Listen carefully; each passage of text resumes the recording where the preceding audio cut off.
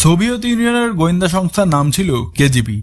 লেনিনগ্রাডে কেজিবির একটা ব্রাঞ্চ ছিল। পুতিন একদিন কেজিবির দপ্তরে ঢুকে পড়ে আর একজন অধিকারীকে গিয়ে বলে যে আমায় এখানে কাজ দিন। অধিকারী তাকে বোঝায় যে এভাবেই কেজিবিতে কাজ পাওয়া যায় না, যাও আগে নিজের পড়াশোনা কমপ্লিট করো। কিন্তু পুতিন কি টাকা পয়সার জন্য কেজিবির গোয়েন্দা হতে চাইছিল? যদি টাকার ব্যাপার হতো তাহলে পরে তো সে অন্য কোনো কাজও করতে পারত। কারণটা অন্য কিছুই ছিল। কারণ একদম টিপিক্যাল।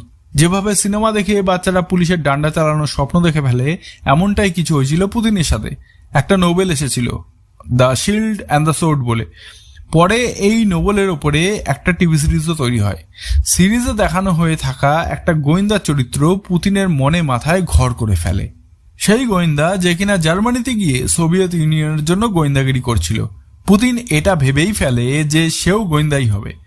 তো সেই কেজিবির দপ্তর থেকে বের করে দেওয়ার পরে পুতিন বাড়ি ফিরে আসে আর সেই অধিকারীর কথাটাকে নিজের মনে আর মাথায় বসিয়ে ফেলে যে যাও আগে পড়াশোনা কমপ্লিট করো। সেই সময় কেজিবিতে যোগ দেওয়া বেশিরভাগ মানুষ লয়ের স্টাডি কমপ্লিট করার পর কেজিবি জয়েন করত। পুতিনও সেই রাস্তাতেই হাঁটার সিদ্ধান্ত নিয়ে ফেলে।